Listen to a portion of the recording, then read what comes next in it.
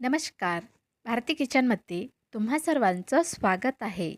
आजची रेसिपी आहे सोयाबीन टिक्की. तर इथे मी एक छोटा पॉकेट सोयाबीन वडी घेतलेली आहे. आता आपल्याला ही सोयाबीन वडी गरम पाण्यामध्ये घालायची आहे. गरम पाण्यामध्ये मिक्स करून 5 मिनिटे ठेवून द्यायचं आहे.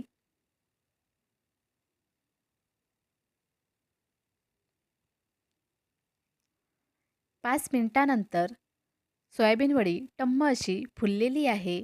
आता आपल्याला काढून घ्यायची आहे आणि थंड पाण्यामध्ये घालायची आहे. 1 ते 2 वेळा थंड पाण्याने धुवून घ्यायची आहे.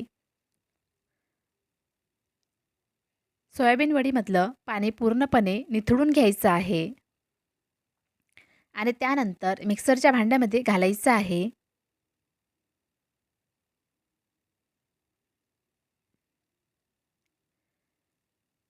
3 लसूण पाकळ्या घातलेल्या आहेत. 1 हिरवी मिरची घातलेली आहे आणि मिक्सरला फिरवून घ्यायचं आहे. सोयाबीन वडीचं मिश्रण तयार झालेलं आहे. एका भांड्यामध्ये काढून घेत आहे.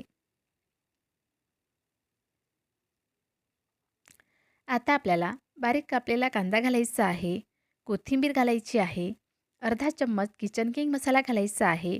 त्याचबरोबर अर्धा चम्मच गरम मसाला घालायचा आहे.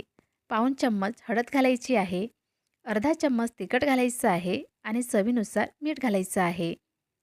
त्याचबरोबर 2 चम्मच बेसन पीठ घातलेलं आहे आणि 1 चम्मच तांदळाचं पीठ घातलेलं आहे. सर्व जिन्नस चांगल्या प्रकारे मिक्स करायचे आहेत.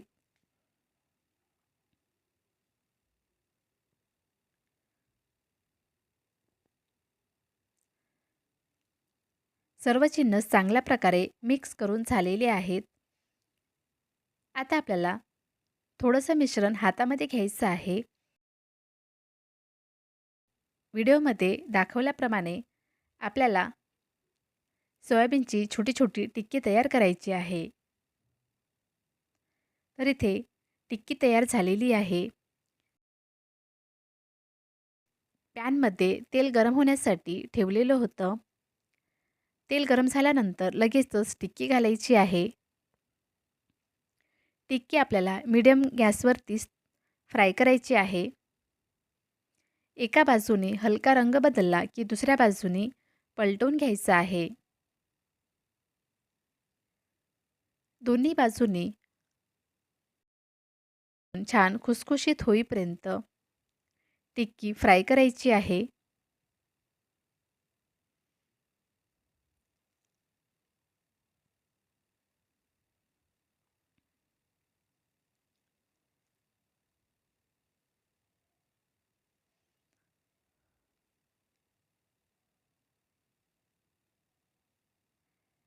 तर इथे टिक्की फ्राय झालेली आहे.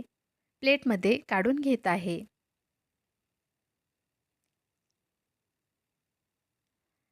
आणि याच पद्धतीने सर्व टिक्की फ्राय करून घेत आहे. तर तुम्ही सुद्धा ही सोयाबीन टिक्की नक्की ट्राय करा. तुम्हालाही ही रेसिपी नक्की आवडेल. आणि ही रेसिपी कशी वाटली मला नक्की सांगा. व्हिडिओ पाहिल्याबद्दल धन्यवाद.